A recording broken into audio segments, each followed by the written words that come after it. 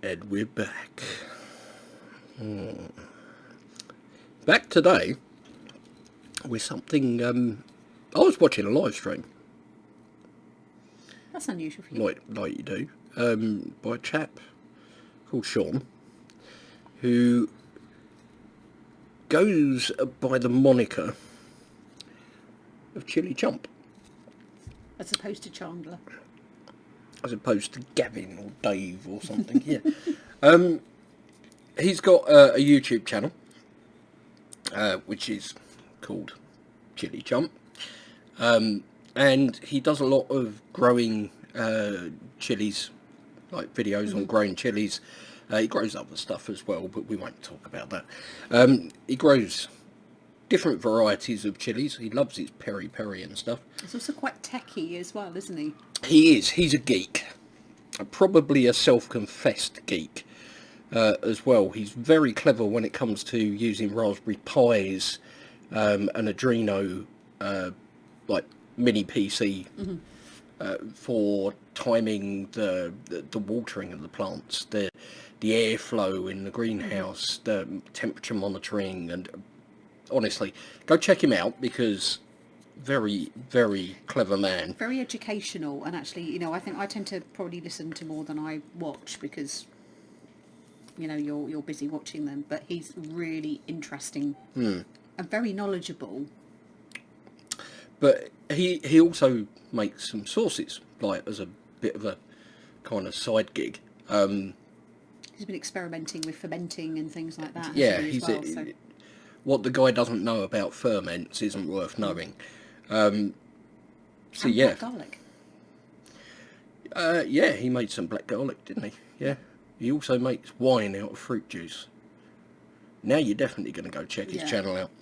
So, I'm watching this live stream, and it's very interesting, and there's lots going on, and people are asking questions. And then he says, "Oh, we're going to run a competition for a bottle of my pain in the boot." Or pain in the butt, if you like, which I thought was quite a clever name for a sauce. So I threw my hat in the ring. You know, it was like, put the word in, automatic draw, and I was lucky enough to win that, and some seasoned salt as well, which is on the shelf behind me. So we're going to give this a try. Now, I'm looking at it, and it's quite a thin sauce, okay? Bearing in mind the guy does loads of ferments, that's going to be most likely the process that they've been through. So in here we have Bhut jolokia, which is ghost pepper, as you know, white wine vinegar, water garlic, smoked paprika, cumin, cardamom, salt, and a little bit of xanthan gum. That just adds a little bit, it's a thickener, isn't it, the xanthan gum? So now I'm intrigued with cardamom. Well, I'm looking at it, and it's got cumin. Yeah, cumin and in cardamom. There, smoked paprika, and cardamom. So you're thinking straight away kind of Asian. Yeah, you know, Indian, Asian. Stepping away from like your traditional sort of fermented sauce flavour that you expect, isn't it? That's very much like pepper forward, some salt, some vinegar, and then some flavour in the background, but with the spices in there. Definitely I'm intrigued with cardamom. So smoked paprika is going to bring probably a good amount of that colour. Yeah. I'm expecting a smoked taste from it. Paprika can be a tricky one. You know, if you don't get a fine enough powder, they can be a little bit tricky and be a bit grainy. I'm pretty sure he's pretty stringent about his quality, so I'm pretty sure that's not going to be a problem. Cumin, I'm interested to see how that's going to come through. And like you say, the cardamon's an unusual. Yeah. Now these normally confound me, but we'll give it a go. Oh, look at you! Yes. First time. Oh, yeah. Look at that. I've opened, what, 300, 400 bottles in my life. Right. So, pretty stereotypical woozy bottle. 5 ounce. Give it a good shake. So my mind is ticking over on this now. I'm interested.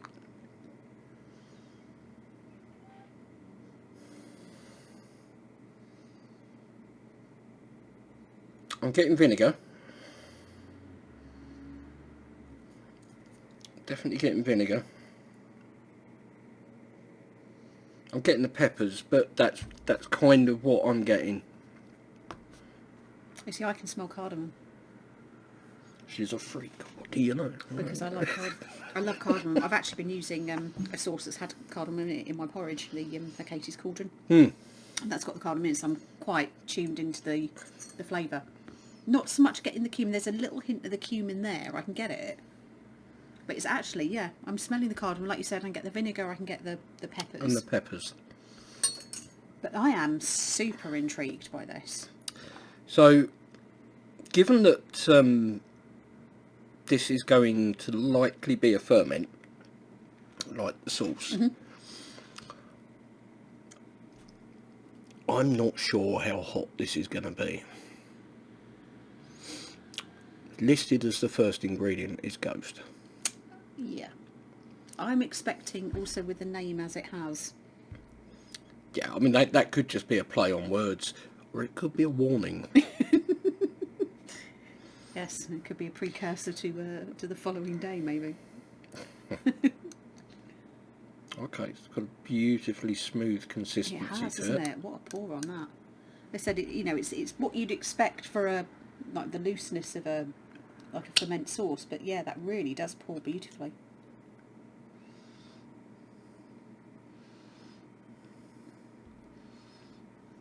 Right. Let's have a little...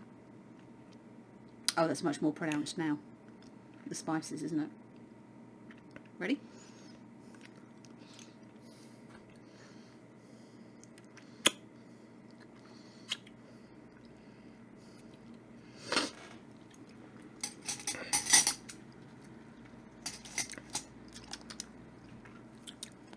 Ooh.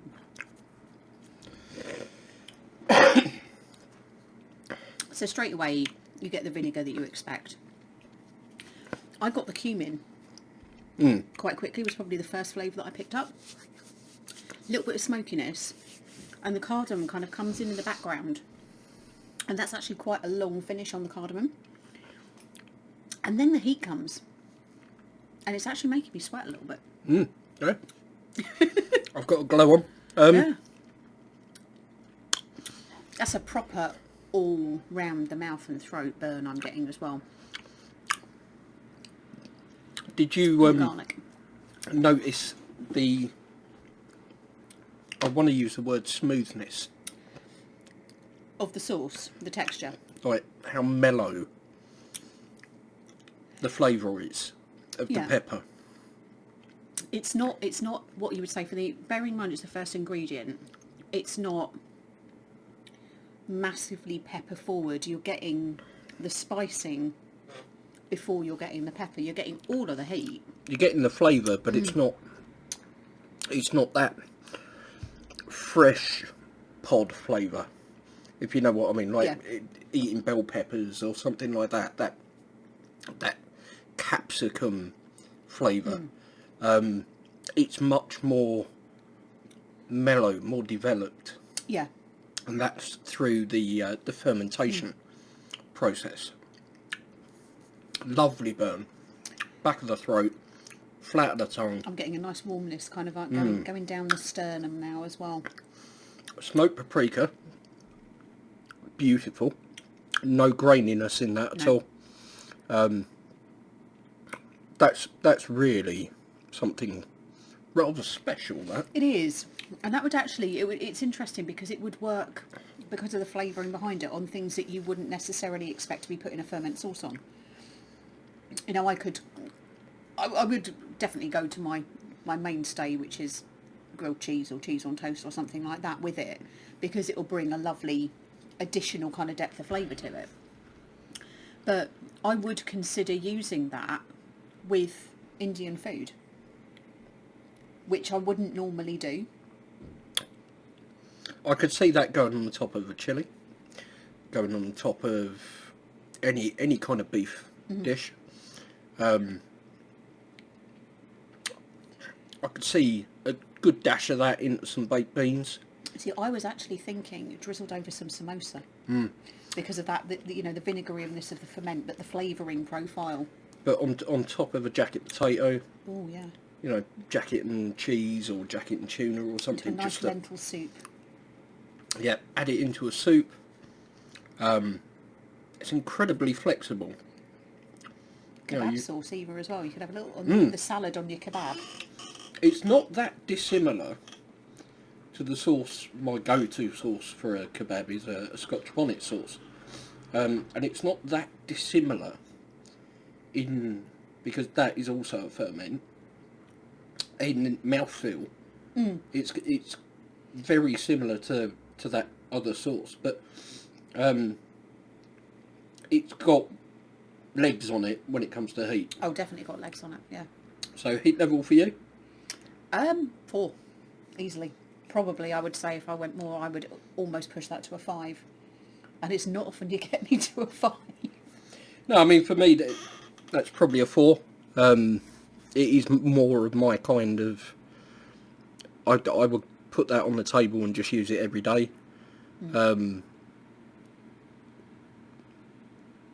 Yeah, 4. Maybe after a good amount of it, a 5.